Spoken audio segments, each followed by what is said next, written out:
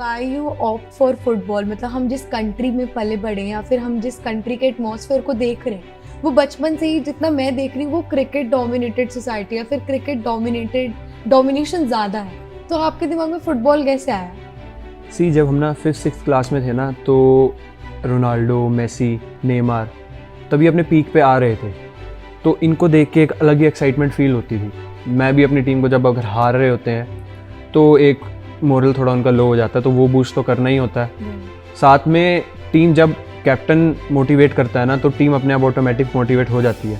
अगर हम पहले ही गिव अप कर देंगे ना मैच से, अगर ये भी चल रहा है कि हम हार रहे हैं, 2 गोल से हार रहे हैं, 3 गोल से हार रहे हैं, तो वो भी कवर अप हो जाता है। और आखिरी में हमने ऐसे मैच भी जीते हैं जहाँ पे हम हार रहे होते हैं स्टार्टिंग से और आखिरी में जीत जाते हैं, और ऐसे मैच हारे भी हैं कि जहाँ पे हम जीत रहे होते हैं वहाँ हार जाते हैं। तो वो सब धीरे धीरे अपने आप इम्प्रूव हो जाता है जब टीम एक साथ प्रैक्टिस करती है। तो फुटबॉल में where do you see women, like अगर आज की बात करें अपने वीमेन की बात की ना, तो वीमेन स्पोर्ट्स हमेशा से ही अच्छा था, डाइवर्स था। ये है कि हमें पता अब चल रहा है, क्योंकि पहले वीमेन का अपना इंडियन क्रिकेटिंग टीम है जो फीमेल की है, वो पहले भी अच्छी थी, पर पहले कोई देखता ही नहीं था उन्हें, ठीक है ना। अब धीरे धीरे देखने लगे हैं उन्हें। और आप फुटबॉल की बात कर रहे हो, तो मैं आपको बताऊं तो फुटबॉल में तो इंडियन मेंस टीम से अच्छी रैंकिंग इंडियन वीमेंस टीम की है, वो around. Greetings everyone. Today I Astha welcome you to the episode 5 of Sports Talk. और आज के हमारे इस एपिसोड में हमारे साथ हैं जेसी बोस यूनिवर्सिटी के फुटबॉल टीम के captain Shivansh Kush. Thank you so much for joining in today. Thank you for having me. तो like why you opt for football, मतलब हम जिस कंट्री में पले बड़े हैं या फिर हम जिस कंट्री के एटमॉस्फेयर को देख रहे हैं वो बचपन से ही, जितना मैं देख रही हूँ, वो क्रिकेट डोमिनेटेड सोसाइटी या फिर क्रिकेट डोमिनेशन ज़्यादा है। तो आपके दिमाग में फुटबॉल कैसे आया? जब हम ना 5th-6th क्लास में थे ना, तो रोनाल्डो, मेसी, नेमार तभी अपने पीक पे आ रहे थे, तो इनको देख के एक अलग ही एक्साइटमेंट फील होती थी। वो of course players like Dhoni को देख के भी और कोहली को देख के भी होती थी, पर शुरू से ना हमारे दिमाग में एक ये चीज़ भी बिठाई गई है कि क्रिकेट में कंपटीशन बहुत ज़्यादा है। पर जब हम किसी और गेम में जाते हैं, लाइक फुटबॉल में जाते हैं, किसी भी गेम में जाते हैं, तो उसमें भी उतना ही कंपटीशन है। बात यह है कि आपको किस चीज़ में ज़्यादा इंटरेस्ट आ रहा है, किस चीज़ में ज़्यादा एक्साइटमेंट आ रही है, किस चीज़ को करने में मज़ा आ रहा है। तो वो हमें करने में आता था फुटबॉल खेलने में। तो तब से बस मैंने और मेरे दोस्तों ने तब एक साथ स्टार्ट करा, और सब धीरे धीरे अच्छी जगह खेलते गए। सो दैट इज़ हाउ हमने यहाँ से शुरू करा। All started. ओके, तो आप कौन सी एज में कैप्टन बन गए थे? कैप्टन तो आई गेस तो अब इसी क्वेश्चन से, तो कैप्टन तो आई गेस मैं कैप्टन तो काफ़ी लेट बना। मैं स्टार्टिंग मैंने आपको बताया 5th-6th में कर दी थी। उसके बाद स्टार्टिंग में ऐसा हुआ कि मैं टीम का पार्ट था, पर मैं प्लेइंग 11 में नहीं था, तो मैं बाहर बैठता था। फिर धीरे धीरे प्लेइंग 11 में आया, फिर उसके बाद टीम का एक इम्पॉर्टेंट रोल बना, फिर उसके बाद कैप्टन बना मैं। तो कैप्टन बनने में अराउंड 4-5 साल लग गए, कि अपनी टीम को लीड करने में 4-5 साल लग गए, क्योंकि उससे पहले सीखना होता है सब कुछ कि कैसे टीम को मैनेज करना है, कैसे साथ चलना है टीम के। तो वो धीरे धीरे होता रहता है। तो मतलब कैप्टन बनने के बाद कुछ परसेप्शन चेंज हुआ? क्योंकि जब आप एक प्लेयर होते हो ना, आपके ऊपर इतनी रिस्पॉन्सिबिलिटी नहीं होती। कैप्टन का मतलब है 10 लोगों को अपने साथ लेके चलना। तो वो कैसे पर्सपेक्टिव में क्या चेंज आया है आफ्टर बिकमिंग कैप्टन? कैप्टन बनने के बाद तो चेंज आता ही है, क्योंकि अगर आप खाली एक प्लेयर की बात करो ना, तो वो फोकस करता है अपने इंडिविजुअल गेम पे, कि मेरे को टीम, ऑफकोर्स टीम के लिए तो वो खेले गई, पर उसका होगा कि भाई मेरे को अपना ध्यान रखना है, और टीम वाले सारे अपना अपना काम करेंगे। पर जब एक कैप्टन बन जाता है तो उनको, जैसे कि आपने कहा, कि उसको सारी टीम को साथ लेके चलना पड़ता है। तो वही बात थी कि जब मैं कैप्टन बना तो 10 प्लेयर और थे, मेरे को उनको भी साथ लेके चलना था, उनको भी गाइड करना था। कई बार ये हो जाता है कि टीम में आपस में थोड़ी लड़ाई हो जाती है, तो उनको भी मैनेज करना होता है। तो वो सारा धीरे धीरे परसेप्शन चेंज होता गया, माइंड वैसा सेटअप होता गया, और धीरे धीरे अपने आप इंप्रूवमेंट हो जाती है। क्योंकि जब आप एक फील्ड में जाते हो ना, तो उसमें धीरे धीरे अपने आप इंप्रूव करते जाते हो, ग्रोथ भी हो जाती है, मेंटल स्टेट भी आपकी फिर वैसी काम करती है। राइट। तो जब ये बेसिकली सब चल रहा होता है, तो जब मैचेस आते हैं उस टाइम में वो हर्डल टॉक होती है, हम जैसे टीवी पे देखते हैं, तो वो बेसिक लेवल से ही, बहुत इनिशियल लेवल से ही स्टार्ट हो जाती है। तो आप अपनी टीम को क्या मूल मंत्र देते हो, या फिर क्या एक ऐसी चीज जो हर बार बोलते हो कि हाँ नहीं अच्छा तो करना है, बट क्या वो एक बेसिक चीज रहती है? अलग अलग उसमें ना, अलग अलग सिचुएशन में अलग अलग तरह की बात बोलनी होती है। जब मैच शुरू होने वाला होता है ना, उससे पहले तो बेसिकली बस यही होता है कि अपना 100% दो। जैसे आपने चक दे इंडिया देखी होगी, जैसे वो मोटिवेट करते हैं, उतनी बड़ी स्पीच तो नहीं दे पाते, पर ये होता है कि हाँ भाई अपना बेस्ट देना है, टीम के लिए खेलना है, टीम के साथ खेलना है। कभी भी प्लेयर फील्ड पे जा रहा है तो ऐसा हो जाता है कि वो सेल्फिश हो जाता है और वो सोचता है कि मैं खुद गोल मार दूँ। तो वो सारा समझाना होता है कि भाई सेल्फिश नहीं होना और अपनी टीम के लिए खेलना, क्योंकि टीम गेम है, आप इंडिविजुअल कुछ नहीं कर सकते, आप 10 प्लेयर से अकेले नहीं लड़ सकते। तो बस यही होता है कि उनको थोड़ा मोटिवेट कर दो और बता दो कि क्या अहमियत है इस गेम की, क्या फ्यूचर पे इम्पैक्ट देगा वो गेम, और बस यही सब बेसिक टॉक होती है। और अपने अपने भगवान का नाम ले लो और जो भी थोड़ा बहुत सुपरस्टिशन होता है वो कर लो, चलो फील्ड में। वही तो आपने सुपरस्टिशन की अभी बात करी, तो ऐसा कोई सुपरस्टिशन जो आप फॉलो कर रहे हो अभी तक? हाँ मतलब काफ़ी सारे होते हैं कि करते हैं हम फॉलो। जैसे एक तो वही हो गया कि चलो वो सुपरस्टिशन दुनिया के भगवान का नाम लेते हैं फील्ड में जाने से पहले भी और अंदर भी लेते रहते हैं। और एक ज़्यादातर आप फुटबॉलर या किसी भी प्लेयर के देखोगे ना तो उसके पैर पे काला धागा बंधा होता है। राइट। तो वो भी एक तरह का सुपरस्टिशन है, क्योंकि ऐसे कुछ वो तो नहीं है, इसका मतलब साइंटिफिक रीज़न तो नहीं है कि काला धागा क्यों बांधना है। ऐसे फुटबॉल में ही हो गया और अलग अलग स्पोर्ट्स में, जैसे वो सरीना विलियम्स है, टेनिस के लेजेंड है, तो आप उनका अगर कभी पढ़ोगे उनके बारे में तो वो हमेशा पुरानी सॉक्स पहनती है मैच खेलने से पहले या जब भी कोई इंपॉर्टेंट मैच होता है, तो वो भी सुपरस्टिशन ही है। तो ऐसे धोनी के ग्लव्स, हाँ धोनी के ग्लव्स हो गए, धोनी के आप पैड्स देखना वो भी आपको पुराने ही दिखेंगे हर बार। तो वो हर कुछ ना कुछ कोई ना ऐसा सुपरस्टिशन फॉलो करता ही है।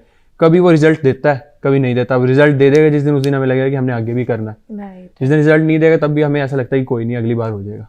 तो ये चलता रहता है। राइट। तो जब वैसे टीम हमें दिख रहा है कि हम डाउनफॉल की तरफ जा रहे हैं या फिर ये लग रहा है कि अब तो हारने वाले हैं, लास्ट क्वार्टर बचा है, सामने वाली टीम की लीड है, तो उस टाइम एज अ कैप्टन क्या रोल रहता है? बूस्ट के अलावा मतलब आप कैसे मैनेज करते हैं, जो टिप्स आप बाकी कैप्टन्स को देना चाहें? अभी मतलब ऐसी कोई टिप्स तो नहीं मैं दे सकता, क्योंकि अभी मैं ही 21-22 साल का हूँ। मेरे से बहुत एक्सपीरियंस लोग इसको इंटरव्यू को देखेंगे तो उनको तो ऑलरेडी सब पता है कि क्या करना है, कैसे करना होता है। मैं भी अपनी टीम को जब अगर हार रहे होते हैं तो एक मोरल थोड़ा उनका लो हो जाता है, तो वो बूस्ट तो करना ही होता है। साथ में टीम जब कैप्टन मोटिवेट करता है ना तो टीम अपने आप ऑटोमेटिक मोटिवेट हो जाती है। अगर हम पहले ही गिव अप कर देंगे ना मैच से, अगर ये भी चल रहा है कि हम हार रहे हैं, 2 गोल से हार रहे हैं, 3 गोल से हार रहे हैं, तो वो भी कवर अप हो जाता है। और आखिरी में हमने ऐसे मैच भी जीते हैं जहाँ पे हम हार रहे होते हैं स्टार्टिंग से और आखिरी में जीत जाते हैं, और ऐसे मैच हारे भी हैं कि जहाँ पे हम जीत रहे होते हैं वहाँ हार जाते हैं। तो वो सब धीरे धीरे अपने आप इम्प्रूव हो जाता है। जब टीम एक साथ प्रैक्टिस करती है, साथ खेलती है 2-4 मैच, तो उनको एक दूसरे के माइंड लेवल का फिजिकल सेंस हो जाता है कि भाई वो बंदा वहाँ पे ऑलरेडी होगा तो मेरे को वहाँ पास कर देना। तो वो इम्प्रूवमेंट आती रहती है और मोटिवेशन ही मेन होती है कि हार नहीं माननी है, लगे रहो आखिरी मिनट तक, जीत जाएंगे, और फिर जीत भी जाते हैं, कोई ऐसी बात नहीं है। राइट। तो जैसे जो प्लेयर्स होते हैं उनकी लाइफ में डाउनफॉल मतलब एक पर्टिकुलर फॉर्म होती है हर प्लेयर की, कि वो इस फॉर्म तक कंसिस्टेंट है, इस टाइम तक गोल्स आ रहे हैं, 1-2 मैचेस हो गए उसमें गोल नहीं आए, तो वो जो एक सेल्फ डाउट की फीलिंग आती है, आई थिंक वो हर प्लेयर की आ जाती है। चाहे आप छोटे लेवल पे खेल रहे हो, बड़े लेवल पे खेल रहे हो, कोई भी लेवल है, वो बहुत जल्दी आती है। तो ऐसी फीलिंग आज तक आपको आई या फिर आपने कैसे उससे कोप अप किया? हाँ, ये जो आपने बात कही ना, तो डाउनफॉल प्लेयर का 2 तरह से आ सकता है। या तो जब लगातार मैच ही हार रहा हो, राइट, तो एक मेंटल स्टेट वैसी हो जाती है कि थोड़ा लगता है कि भाई कुछ ना कुछ कमी है। उसके अलावा होता है जब प्लेयर इंजर्ड हो जाए। अब इंजरी ऐसी चीज़ होती है कि हम खुद तो कुछ कर ही नहीं सकते हो, तो जितना टाइम रिकवरी में लगेगा ही, और रिकवरी में जितना टाइम लगता है उतना आपका स्टेमिना भी चला जाएगा, जो आपकी फिजिकल एबिलिटी है वो भी चली जाएगी। एक आपका जो मेंटल लेवल होता है वो भी खराब हो जाएगा, क्योंकि आप काफ़ी टाइम से फील्ड पे उतरे ही नहीं हो, प्रैक्टिस नहीं करी आपने। और इंजरी के बाद उठना वो काफ़ी थोड़ा डिफिकल्ट फेज होता है। जैसे मेरे भी एक बार लोअर बैक में इंजरी हो गई थी, डिस्क स्लिप हो गई थी, और एक बार नी में इंजरी हो गई थी। तो वो ऐसा टाइम होता है कि भाई खेल भी नहीं पा रहे हैं और फिर अपनी टीम को हारते हुए भी देखो, तो फिर एक अलग ही मेंटल लेवल, अलग ही मेंटल स्टेज खराब हो जाती है। पर धीरे धीरे जब इंजरी सही होती है, उसके बाद दोबारा प्रैक्टिस पे आते हैं, धीरे धीरे ग्रोथ होती है, दोबारा नॉर्मल हो जाता है। डाउनफॉल आएगा तभी बंदा सीखेगा और ऊपर जाएगा, तो वो तो इम्पोर्टेंट भी है। राइट।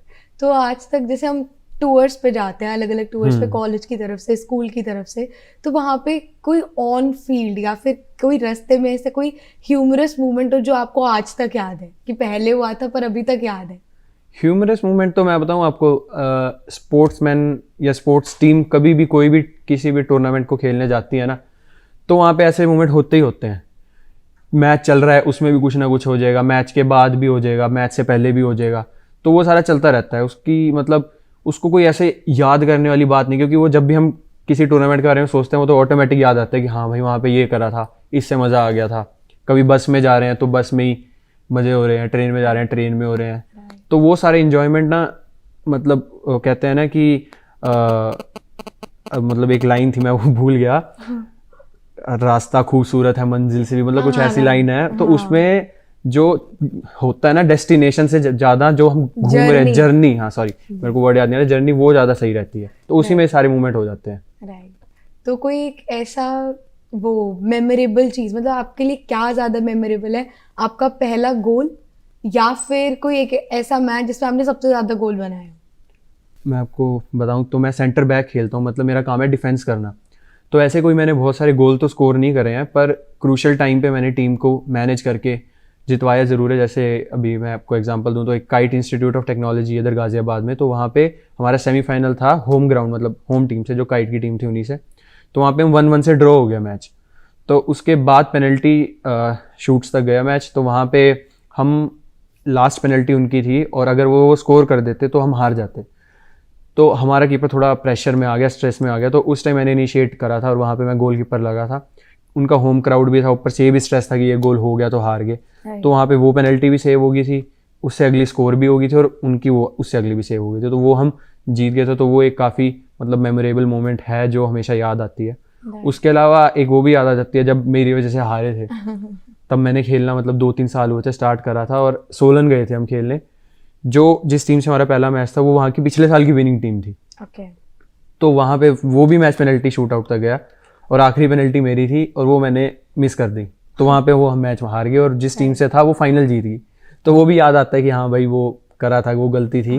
और वो भी हमेशा याद रहेगी। अब जैसे अच्छी टाइम याद रहते तो बुरा भी याद रहेगा। और अल्टीमेटली गेम्स का तो होता ही है, हारना जीतना is a part of a game. दो ही जीतेगा एक हारेगा। हाँ जी। तो यू फील कि क्राउड बहुत ज्यादा रोल प्ले करता है?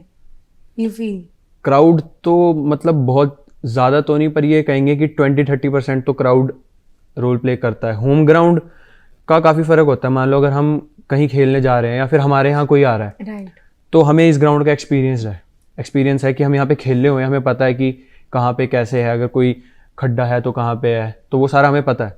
और होम ग्राउंड, होम क्राउड भी हमारे साथ है, वो हमारी टीम को चीयर करेगा। राइट। तो जो दूसरी टीम आएगी उनको पहले ही प्रेशर होगा कि दूसरे के ग्राउंड में खेलने जा रहे हैं, ऊपर से क्राउड अलग उनको प्रेशर में डाल रहा है। तो वो सारा थोड़ा बहुत तो देता ही है, उनको स्ट्रेस दे ही जाता है। ऑलराइट। तो मतलब फीमेल्स को कहाँ देखते हैं इस टाइम फुटबॉल में? क्योंकि फीमेल्स हर स्पोर्ट्स में आगे आ रही हैं, चाहे आप रेसलिंग ले लो, क्रिकेट ले लो, बैडमिंटन ले लो, जितना भी जो विमेंस के लिए एरिया ऑफ एक्सपोजर है वो डाइवर्स होता जा रहा है। तो फुटबॉल में where do you see women, like अगर आज की बात करें तो? आपने विमेन की बात की ना, तो विमेन स्पोर्ट्स हमेशा से ही अच्छा था, डाइवर्स था। ये है कि हमें पता अब चल रहा है, राइट। क्योंकि पहले विमेन का अपना इंडियन क्रिकेटिंग टीम है जो फीमेल की है, वो पहले भी अच्छी थी, पर पहले कोई देखता ही नहीं था उन्हें। ठीक है ना, अब धीरे धीरे देखने लगे हैं उन्हें। और आप फुटबॉल की बात कर रहे हो तो मैं आपको बताऊं तो फुटबॉल में तो इंडियन मेंस टीम से अच्छी रैंकिंग इंडियन वुमेन्स टीम की है। वो अराउंड 50 से 60 के बीच में गई है और इंडियन मेंस टीम अभी 99 नंबर पे है।